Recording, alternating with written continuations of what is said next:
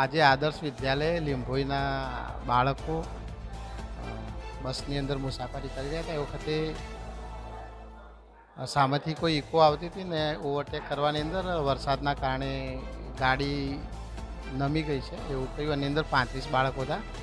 એ પૈકી ઘણા બધા બાળકોને તો ઘરે મોકલી દીધા, પણ 15 બાળકો છે જે હાલ હોસ્પિટલમાં છે.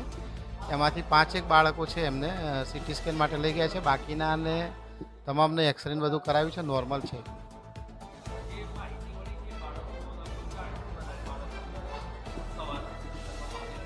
હાલ 35 બાળકો છે એવું આચાર્યશ્રીએ કહ્યું છે, પરંતુ એ તો આગળ જોઈશું. એવું કંઈ વધારે બાળકો છે અથવા તો એની કેપેસિટી કરતાં વધારે છે તો ચકાસણી કરી લઈશું.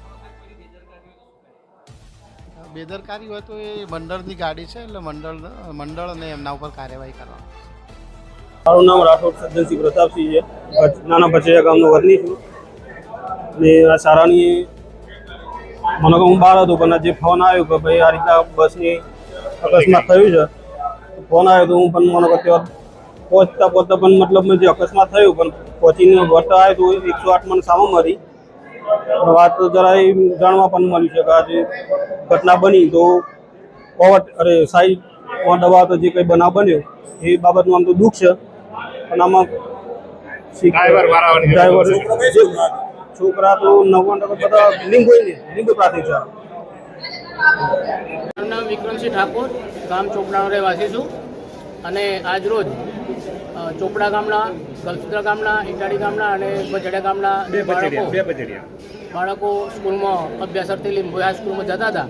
જ્યારે 5 વાગે છૂટી અને પરત લીંબોઈ સ્કૂલની પ્રાઇવેટ બસ છે એમાંથી પરત આવી રહ્યા હતા ત્યારે ચોપડા ગામના રોડ જોડે સામેથી ઇકો આવવાથી અને સાઈડ આપવાથી આ બસ પલટી ખાઈ ગઈ છે, જેથી લગભગ બચડિયા ચોપડા ગામના બાળકોને નાની મોટી ઈજાઓ થઈ છે. તે સારવારથી અહીંયા સાર્વજનિક હોસ્પિટલમાં દાખલ કરેલ છે.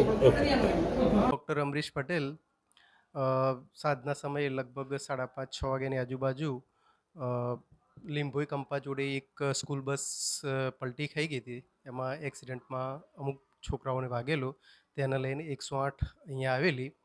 એ બધાની લગભગ 33 જેટલા છોકરાઓને ઈજાઓ થયેલી, તેમને સારવાર આપેલી. એમાંથી લગભગ 9 જણા અત્યારે હાલ દાખલ કરેલા છે અને 5 જણાને સીટી સ્કેન કરાવરાયું છે અને 2 જણાને છાતી અને ખભાના હાડકાના સીટી સ્કેન કરાયા છે.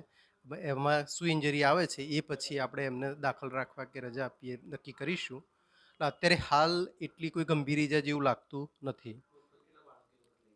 33 જેટલા બાળકોને લઈને આવેલા.